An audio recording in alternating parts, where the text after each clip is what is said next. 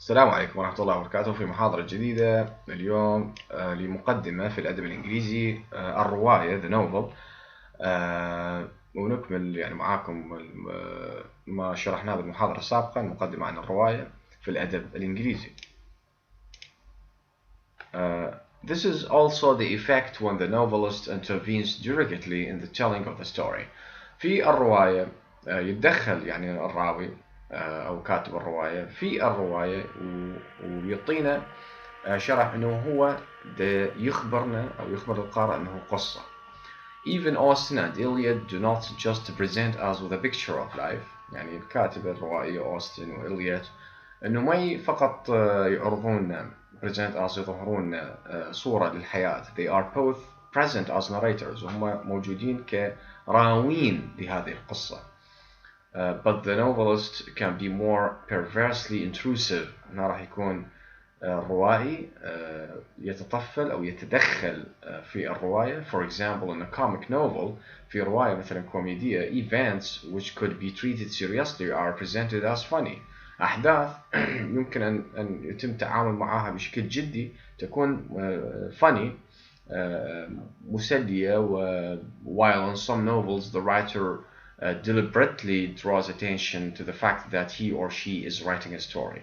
فعن قصد الروائي يعني يلفت انتباه القارئ أو إلى حقيقة أنه هو أو يعني إذا كانت روائية writing a story. يلفت انتباه القارئ أنه هو يكتب قصة. Making it perfectly clear that the events and characters are fictional. ويعرض يعني بشكل واضح أنه الأحداث والشخصيات هي خيالية. A term commonly used for such novels, ومصطلح يعني مثل هيك روايات يسمى reflexive novel. That is, they examine or draw attention to their own status as novels. اللي هاي الروايات تشير في الرواية نفسها إنه هي هذه رواية يعني تكتب كرواية. هذا هو المصطلح الرفلكسيف. All these terms, realistic, comic, narrator, كل هذه المصطلحات الرواية مثل الواقعية، الكوميدية، أو الراوي narrator اللي يروي القصة، romance مثل ما تكلمنا نوع من الرواية الرومانس وشرحنا عنها بالمحاضرة السابقة. And reflexive novels are discussed in this section. يعني نناقشها إن شاء الله في هذا الجزء. We must recognize, however, that the novel is an untidy genre and that a novel can say be both comic and realistic. فهي genre نوع أدبي وكذلك يمكن أن تكون نوعين, هي comic realistic. And this is something that should be borne in mind in reading the definitions that follow of different kinds of novel. فيها أنواع من الرواية, تعاريف, general point. We can make here, however, is that although our first response might be to think that novelists are mainly interested in presenting an accurate picture of life, because novels also involve a made-up thing, the story. فنعم إنه الرواية هي تعرض presenting an accurate picture of life, صورة دقيقة للحياة, وكذلك تتضمن القصة, فيها قصة, story. The novelist can tilt the balance away from direct picture of life and make more of the fact that a story is being told. ويحرف يعني توازن الرواية, هذا الكاتب الروائي إنه هي يعني انعكاس للواقع, ويركز في الجانب الآخر على القصة اللي هو ده يخبرها, the story. We can, however, delay looking at this sort of complication. What we want to stress here is the extent to which novels are concerned with presenting a picture of how people relate to society. فالنقطة المهمة عندنا أن الروايات تركز على أن هي صورة, picture of how people relate to society, علاقة الناس بالمجتمع. For this provides a starting point, يعني نقطة يعني ابتداء, انطلاق for looking at any novel. هاي نقطة انطلاق إنه إحنا يعني فهمنا عن الرواية شنو.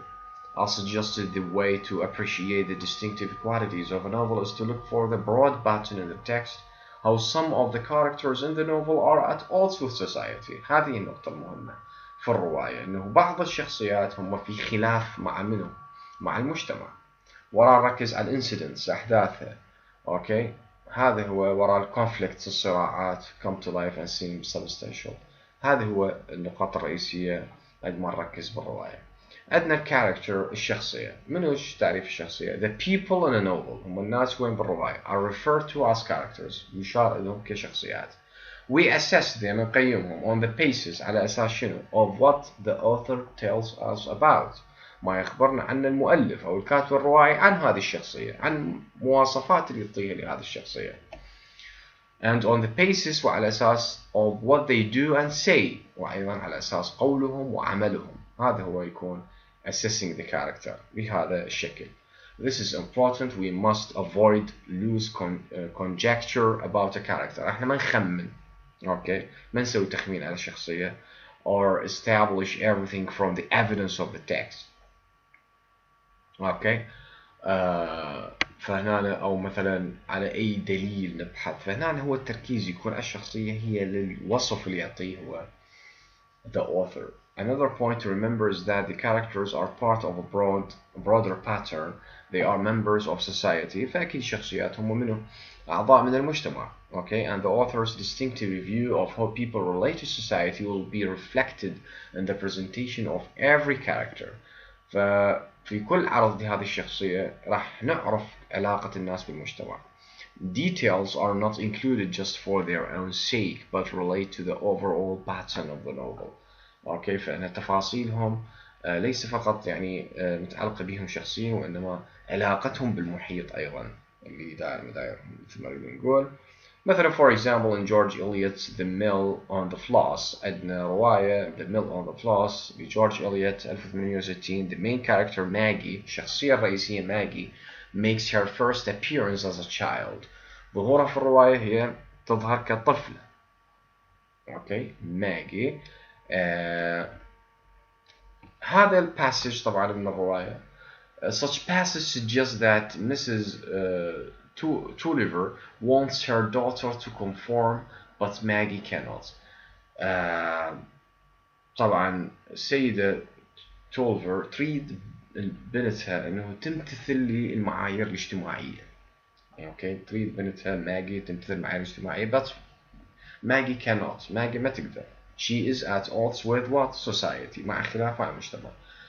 From her gleaming eyes we sense that she is spirited, yet she also seems as lovable as Shetland pony. Okay, شخصية محبوبة بالرواية. The details create our impression of her personality. هذه تفاصيل الرواية يعطينا انطباع على شخصيتها personality, and at the same time they raise the broader themes of the novel. وهاي التفاصيل هي تكون أيضا تضمن ثيمات الرواية. For here, as so often in fiction, is a rebellious character. هي شخصية متمردة who will come into conflict with society، مع خلاف، مع صراع مع المجتمع. The novel will represent this character caught in various dilemmas. راح نشوف معضلة، أوكي، مشاكل. أيضا هذه الشخصية تقع في معضلة، في مشكلة.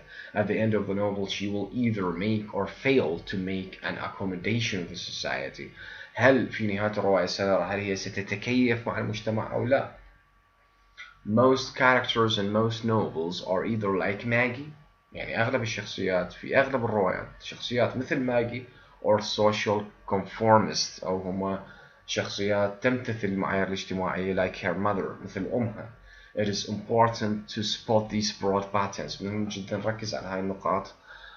But equally important to see how the use of detail makes the character substantial and individual.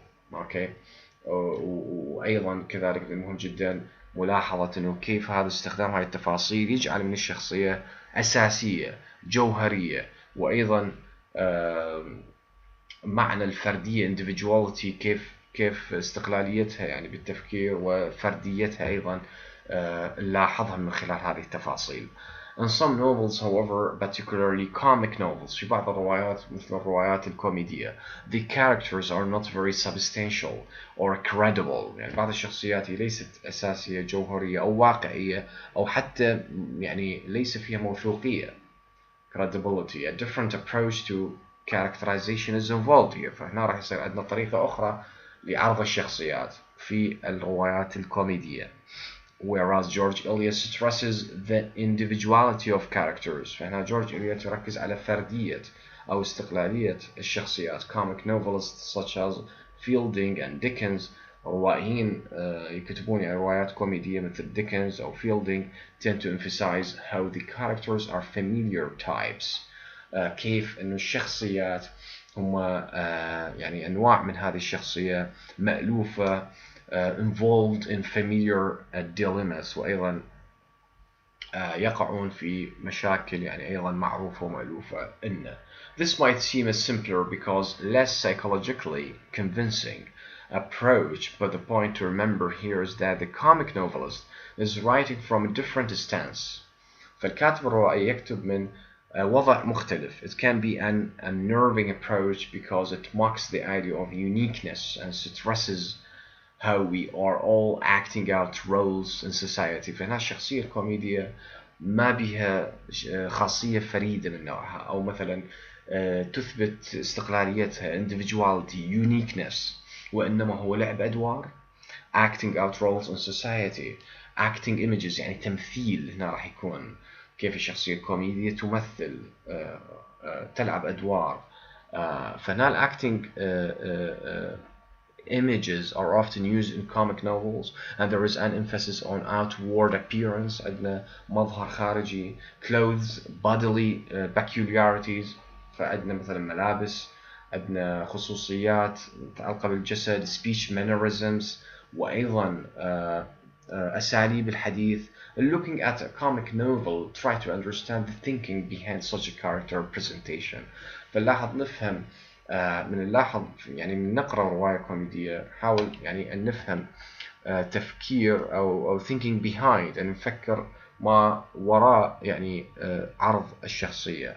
The novel seeks to show how desperate, foolish, pathetic people can appear as they attempt to present a face in society. فكيف أن الروائي يظهر أن هذه الشخصية الكوميدية نشفق عليها, عندها حماقة تظهر وهي تحاول أن present a face in society, تعرض يعني نفسها في المجتمع. هذا هو الشخصية. يعني هذا الاختلاف عندنا بين الكوميك والرياليستيك. نلاحظ بالكوميك هو عملية تمثيل الأدوار, عملية تظاهر يعني, وليس فيها موثوقية credibility للشخصية الكوميدية. لكن بالشخصية الواقعية نجد أنه المين character is at odds with society, conflict with society, صراع مع المجتمع, لأنه تختلف مع معايير المجتمع, مثل ما لاحظنا في هذه الرواية الماجي and her mother, كيف her mother أن أمها تريدها تمتثل المعايير الاجتماعية لكن البنت ترفض. هذا هو ما يميز الرياليستيك اللي يختلف عن الكوميك. اوكي, وعرفنا شنو الرفلكسيف ايضا. نتوقف هنا, وان شاء الله في المحاضرة القادمة نكمل معاكم يعني مقدمة في الرواية, ونشرح الكوميك نوفلز, الرواية الكوميدية تتضمن تفاصيل معينة. Thank you so much for listening.